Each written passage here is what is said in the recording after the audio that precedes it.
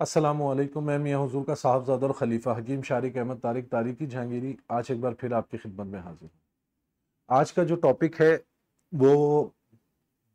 ایک دو احباب نے مجھ سے اس طرح کا جو ہے وہ ٹاپک پہ پروگرام کرنے کی ریکویسٹ کری کہ بھائی جیسے بعض اوقات ایسا ہوتا ہے کہ بعض خواتین ہوتی ہیں، ان کے شوہر ہوتے ہیں اور ان کے شوہر کا جو بیہیویئر ہوتا ہے وہ اپنی وائف کے ساتھ اچھا نہیں ہوتا، یا دو بھائی اگر ایک بزنس میں کام کر رہے ہیں، ایک بزنس کر رہے ہیں، ایک بھائی کا دوسرے بھائی سے جیسے ہم عام الزبان میں کہتے ہیں اکھڑا اکھڑا رہنا،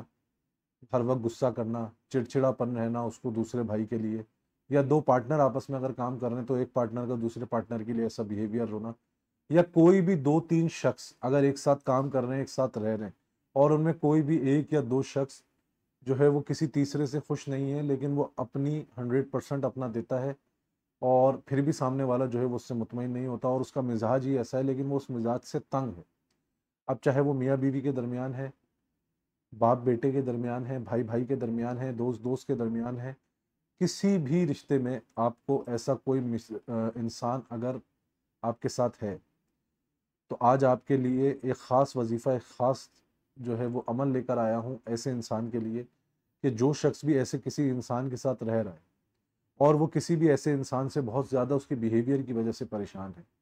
تو اس کو چاہیے کہ اس شخص کا تصور کرے اور سورہ بقرہ کی آیت نمبر 137،